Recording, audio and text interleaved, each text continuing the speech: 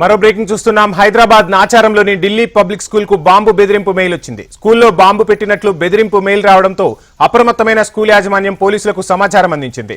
స్కూల్లో bomb squad search operation కొనసాగిస్తున్నారు.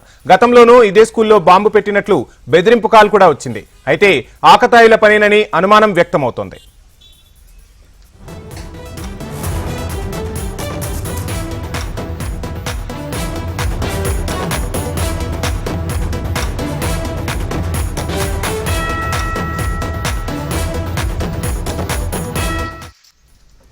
హైదరాబాద్ నాచారంలోని ఢిల్లీ పబ్లిక్ స్కూల్ కు బాంబు బెదిరింపు మెయిల్ వచ్చింది. స్కూల్లో బాంబు పెట్టినట్టు బెదిరింపు మెయిల్ రావడంతో అప్రమత్తమైన యాజమాన్యం పోలీసులకు సమాచారం అందించింది.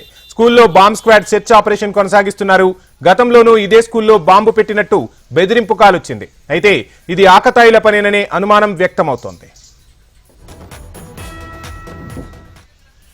ఇదే అంశానికి సంబంధించి ఫుల్ డీటెయిల్స్ మా హైదరాబాద్ బ్యూరో చీఫ్ రమణ అందిస్తారు. రమణ, వంశీ, నాచారంలోని ఢిల్లీ పబ్లిక్ స్కూల్ కి బాంబు బెదిరింపు కాల్ రావడం తీవ్ర కలకలం రేపని చెప్పాలి. ఎందుకంటే పిల్లలంతా కూడా ఒక్కసారిగా భయభ్రాంతికి గురయ్యారు. వారందరినీ జాగ్రత్తగా బయటికి వారందరినీ పంపించేసి పోలీసులు ప్రస్తుతం బాంబ్ స్క్వాడ్ ద్వారా తనిఖీలు అయితే ముమ్మరంగా చేపట్టారు. ఇంకా తనిఖీలు కొనసాగుతున్నాయి.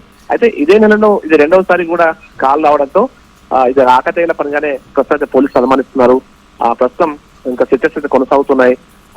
దాదాపు పిల్లలందరినీ కూడా పేరెంట్స్ వచ్చి తీసుకెళ్తున్న పరిస్థితి కనిపిస్తుంది. ఆ పేరెంట్స్ కూడా ఆల్రెడీ సమాచారం ఇచ్చారు కాబట్టి పేరెంట్స్ కూడా చేరుకుని తమ పిల్లల్ని వారి ఇంటికి తీసుకెళ్తున్నారు. అంటే కొంత ఆందోళన వ్యక్తమైంది. పేరెంట్స్ కూడా పెద్ద ఎత్తున స్కూల్ వద్ద కూడా చేరుకున్నారు. మొత్తం మీద ప్రస్తుతం పోలీసులు అయితే అది ఫేక్ కాల్ గానే దాదాపు నిర్ధారణకు వచ్చారు. ఆ కాల్ ఎక్కడి నుంచి వచ్చిన విషయంలో ప్రస్తుతం వారు విచారణ చేస్తున్న పరిస్థితి కనిపిస్తుంది. Vamshi, right, thank you Ramana.